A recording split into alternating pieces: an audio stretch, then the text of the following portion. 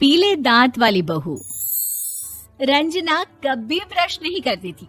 उसे कितनी बार उसके माँ बाप ने डांटा, लेकिन उसका कोई असर उस पर होता ही नहीं था, जिस कारण से उसके दांत पीले पीले हो जाते हैं। शादी के बाद अरे बहू, वैसे तो तुझ में कोई कमी नहीं है, पर तेरे दांत इतने पीले कैसे हैं बेटा? कैसे मतलब? कोई सर्जरी थोड़ी ना कराइए। वो तो क्या नाम, मैं ब्रश नहीं करती थी तो पीले हो गए। अब क्या करूं? आप कहें तो लाल करवा लूं या फिर काले? यार ये क्या है, क्यों माँ से लड़ रही हो? लड़ रही हूँ?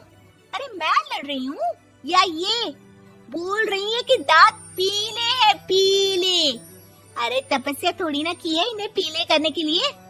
बकायदा ब्रश नहीं किया है 20 साल तक, तब जाकर। छी, कैसी बात कर रही हो? ये उस वक्त तो पीले नहीं थे जब हम लोग तुम्हें देखने आए थे। अरे तब साफ करवा लिया होगा डेंटिस्ट के पास जाकर। अब देखो कैसे पीले पीले लग रहे हैं। रंजना सास की तरफ गुस्से से देखती है। फिर शुरू हो गई पीले पीले पीले। अरे पीले तो तब भी थे जब मेरे हाथ का रसगुल्ला उड़ा उड़ा कर खा रही थी और बोल रही थी, लड़की नहीं गुणों का खजाना दे रहे भाई साहब आप। खैर, अब वो लोग करते भी तो क्या करते, पीले दांत वाली बहू पल्ले पड़ी थी तो झेलना तो था ही। एक दिन कीर्तन में रंजना गाना गा रही थी। अरे कमला बहन, माँ का द्वार है, यहाँ तो सब शुद्ध होकर आते हैं, फिर अपनी बहू को ब्रश भी नहीं करवाती तुम। दूर से पीले पीले दांत भक्ति में बाधा उत्पन्न कर रहे हैं। अरे कोई 2 साल की बच्ची थोड़ी ना लेकर आई हूँ मैं बहू बनाकर।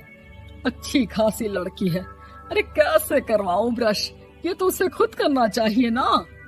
अब माँ बाप तो इसके जैसे तैसे निपटा दिए, ये नहीं सोचा कि सास कैसे संभालेगी। सास बहू को लेकर घर आ जाती है, लेकिन सोच लेती है कि अब इसे लेकर कहीं नहीं जाएगी। अगले रोज बहू कहती है, अरे क्या हो गया, मंदिर नहीं जाना क्या? कीर्तन का वक्त हो रहा है। मेरी मधुर वाणी से कान्हा जी जागते हैं और सोते हैं। आप तो जानती है ना उनकी भक्ति में कितना मन लगता है मेरा।